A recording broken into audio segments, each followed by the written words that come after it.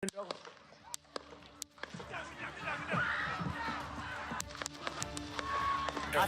told them they need to post the guy over here. I told them that the Secret Service started shouting, "Fight, fight, fight." I was saved by God to make America great again. I believe that. Can you believe it's been 1 year since President Donald Trump was shot on stage at a campaign rally in Butler, Pennsylvania? Since then, we've heard about Secret Service failures, and Trump was elected for his second term in the White House. Let's take a look at that fateful rally and everything that came after the attempted assassination. A political rally turned into a crime scene. This is a big crowd. This is a big, big, beautiful crowd. As the former president spoke to his supporters in Butler, Pennsylvania Saturday, gunshots ripped through the air. Donald Trump seen reaching for his ear before dropping to the ground. Secret Service immediately rushing the stage to surround him. Screams heard in the crowd. After a few tense moments, the former president on his feet, blood spattered across his cheek and ear, Trump giving a fist bump as Secret Service whisked him away to the hospital. The Associated Press reporting the shooter is dead, along with one rally attendee. President Biden said he would be speaking to Trump and condemned the violence. There's no place in America for this kind of violence. It's sick. It's sick. We spoke with a Trump supporter who was 6 rows from the stage. Just a sad day for America. Just a really sad day for America. The vibe was, it was open with prayer. People were united. This is America. This is freedom, regardless of your politics. In the days that followed, information about the shooter, Thomas Crooks, and other victims at the rally came out. Thomas Matthew Crooks, a 20-year-old from Bethel Park, Pennsylvania, is identified by the FBI using DNA. I just know he was bullied. I don't want to say he was an outcast, but he was, you know how kids nowadays, he didn't dress like everyone else, so everyone kind of put a target on him. He sat alone in lunch. Investigators report he had no criminal history. Crooks was a registered Republican who had recently donated a small amount to a progressive cause. Trump's campaign launches a GoFundMe account raising millions for those injured in the shooting. The murdered attendee at Trump's rally is ID'd as an ex-volunteer fire chief and girl dad, Corey Comperatore. David Hutch and James Copenhaver were also injured, but are recovering from their wounds.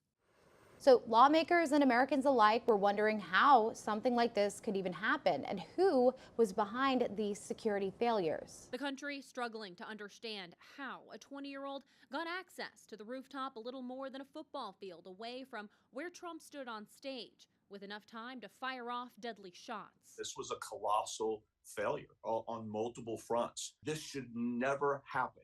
There appears to have been a communication breakdown between federal and local agencies.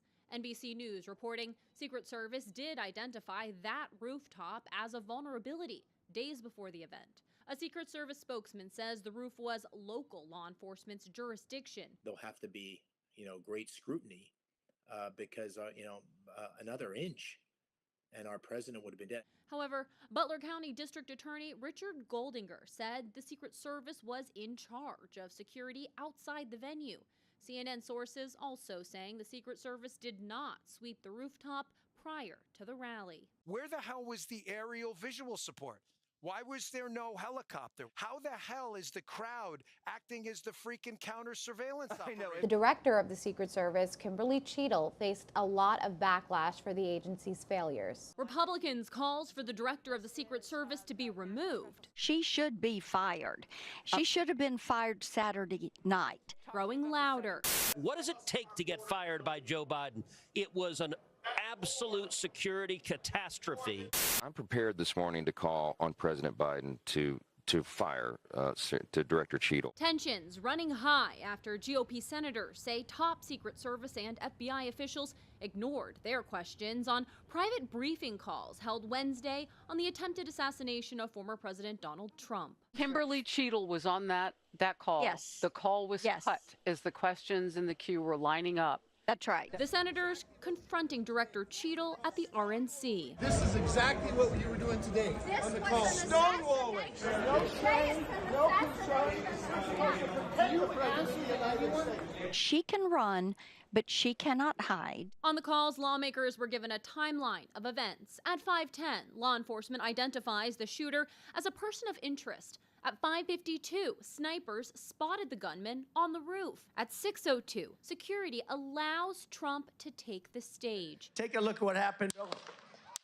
At 6:12, the shooter opened fire. Director Cheadle also slammed for the excuse she gave ABC News as to why snipers were not on that rooftop. That building in particular has a sloped roof at its highest point.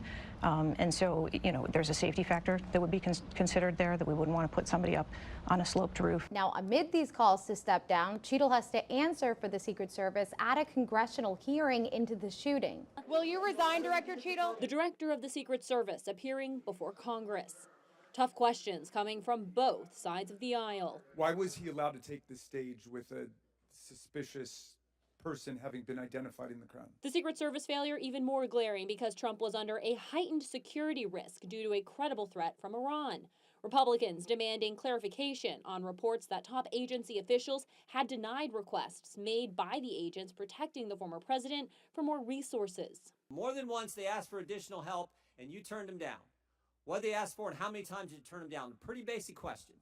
So again, without having all of the details in front of me, sir. You didn't get briefed on that before you came to this hearing, knowing you were going to get asked that question? Because Donald Trump is alive, and thank God he is, you look incompetent.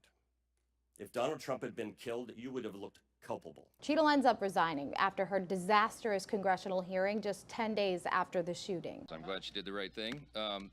Look, our reaction, the immediate reaction to her resignation is that it is overdue. She should have done this at least a week ago. The second in command, Ronald Rowe, quickly appointed as acting director. Homeland Security Secretary Alejandro Mayorkas writing, "I appreciate his willingness to lead the Secret Service at this incredibly challenging moment." Cheadle stepped down less than 24 hours after a disastrous hearing on Capitol Hill where lawmakers pressed her for answers on the security failures at Donald Trump's rally in Butler, Pennsylvania. This is not theater.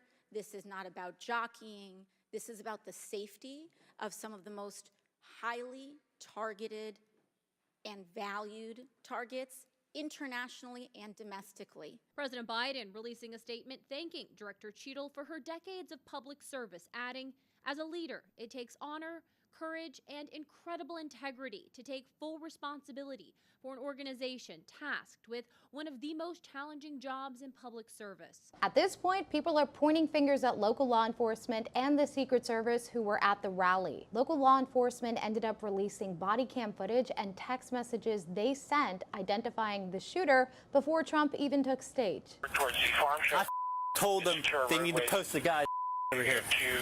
I told them that the Secret Service. I told them that Tuesday. I told them to post guys over here. More than an hour and a half before Trump took the stage in Butler, Pennsylvania,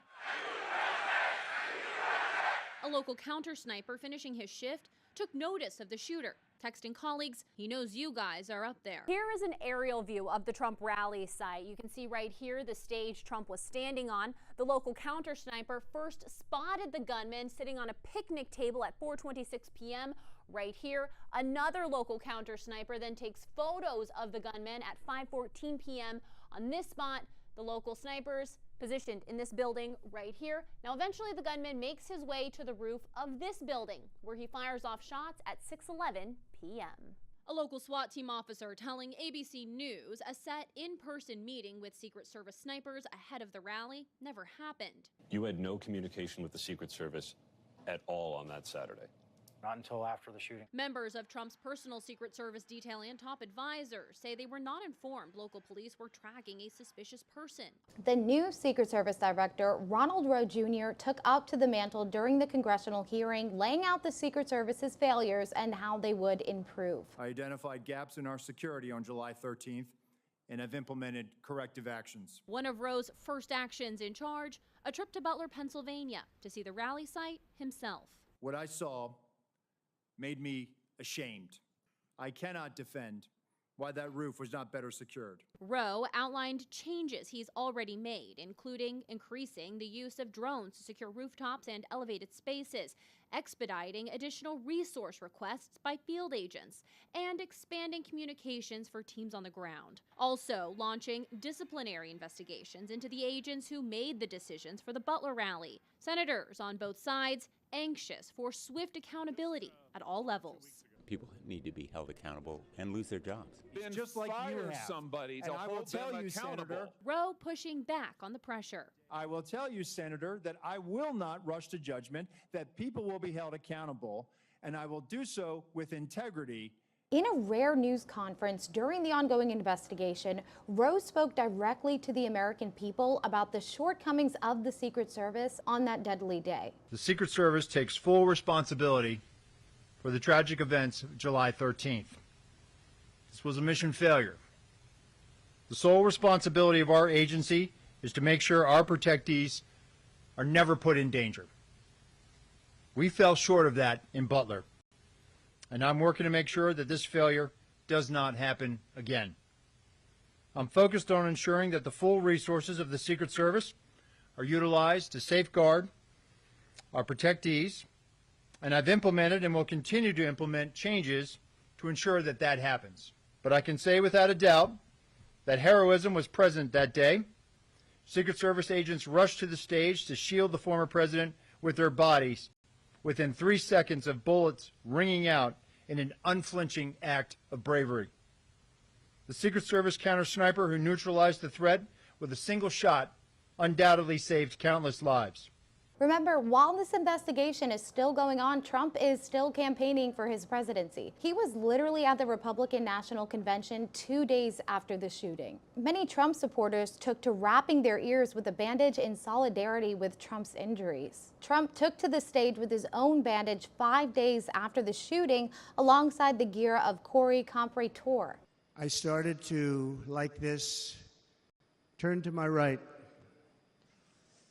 and was ready to begin a little bit further turn, which I'm very lucky I didn't do, when I heard a loud whizzing sound and felt something hit me really, really hard on my right ear. I said to myself, wow, what was that? It can only be a bullet. And moved my right hand to my ear, brought it down. My hand was covered with blood. There was blood pouring everywhere, and yet, in a certain way, I felt very safe because I had God on my side. I felt that.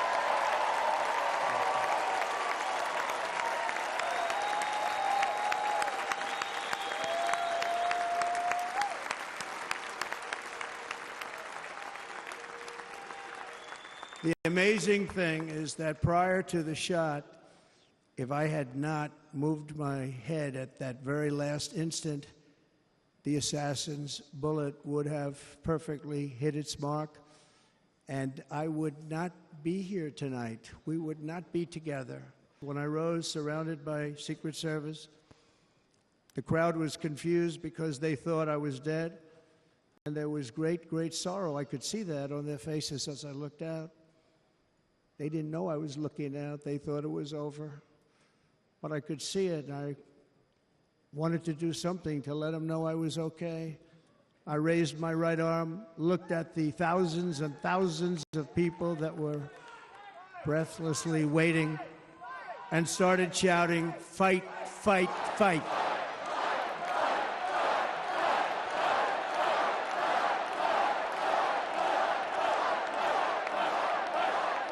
Thank you. Once my clenched fist went up, and it was high into the air, you've all seen that, the crowd realized I was okay and roared with pride for our country like no crowd I have ever heard before. Trump made good on his promise to return to Butler, Pennsylvania to finish off his campaign rally. And on October 5th, he once again addressed the crowd. Exactly 12 weeks ago this evening on this very ground, a cold-blooded assassin aimed to silence me and to silence the greatest movement, MAGA, in the history of our country. MAGA. We love MAGA. For 16 harrowing seconds during the gunfire, time stopped as this vicious monster unleashed pure evil from his sniper's perch, not so far away. But by the hand of Providence and the grace of God, that villain did not succeed in his goal, did not come close. Now, even after Trump won the presidency in November, he never forgot about the attempt on his life, and he made law enforcement a central theme during his cabinet selection. Will you pledge to us that you will open the books on all of the facts associated and around these assassination attempts, that you will make available to us and to the public, most importantly, all the facts so that we can ensure that this never happens again and that the needed reforms in the Secret Service are put into effect? Yeah, Senator, if I am the Secretary of Homeland Security, I will certainly work with you to build transparency and make sure the facts are shared with you and your committee. I know that you've been very frustrated by the lack of transparency from the department, and I want to thank those of you that have worked on that report that was put together on these assassination attempts. I know it was a bipartisan report and investigation that this committee conducted, and I appreciate you focusing on that, and I will work with you to get the information so that you have the truth of really what happened there and the failures so they can be fixed. Trump continued to marvel that he had survived the assassination attempt. Here he is at a National Day of Prayer celebration. But with God, the scripture tells us all things are possible. Well, look at me. I'm standing before you today. I shouldn't be here. I shouldn't be here. A lot of people said I shouldn't have been here. A beautiful day in Pennsylvania. It's a shot that should not have been missed. Well, it got me a little bit. It got me a little bit, but pretty amazing. My son, who's a great shooter, Don, both of them, Eric, they said it's like sinking a 1-foot putt from where that shooter was with that particular weapon. Don said, Dad, I'll tell you, you got saved by God. This is, you know, I shouldn't say this, but that was a big statement for him to make. He was moved, Eric, likewise, because it's, you know, you could say it's a miracle or you could say something, but it was God that saved me. Not only was he thankful for his own life, but he continued to honor the life and family of Corey Comperatore, even inviting them to his first address to Congress. Gunfire rang out, and a sick and deranged assassin unloaded 8 bullets from his sniper's perch into a crowd of many thousands of people. My life was saved by a fraction of an inch, but some were not so lucky. Corey Comperatore was a firefighter, a veteran, a Christian, a husband, a devoted father, and above all, a protector. When the sound of gunshots pierced the air, it was a horrible sound. Corey knew instantly what it was and what to do. He threw himself on top of his wife and daughters and shielded them from the bullets with his own body. Corey was hit really hard. You know the story from there. He sacrificed his life to save theirs. 2 others, very fine people, were also seriously hit. But thankfully, with the help of 2 great country doctors, we thought they were gone and they were saved. So those doctors had great talent. We're joined by Corey's wife, Helen, who was his high school sweetheart, and their 2 beloved daughters, Allison and Kaylee.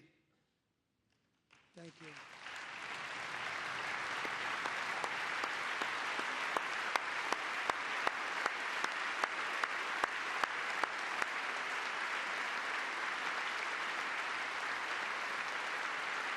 To Helen, Allison, and Kaylee, Corey is looking down on his 3 beautiful ladies right now, and he is cheering you on. He loves you. He is cheering you on. Corey was taken from us much too soon, but his destiny was to leave us all with a shining example of the selfless devotion of a true American patriot. It was love like Corey's that built our country, and it's love like Corey's that is going to make our country more majestic than ever before. I believe that my life was saved that day in Butler for a very good reason. I was saved by God to make America great again. I believe that. Thank you. And this week, yes, almost a year after the shooting, 6 Secret Service agents were suspended for their roles and failures during the assassination attempt. Even though it's been a year, the story keeps evolving. That's why you should be sure to check in with the National News Desk online and on our socials at the National Desk for the latest updates.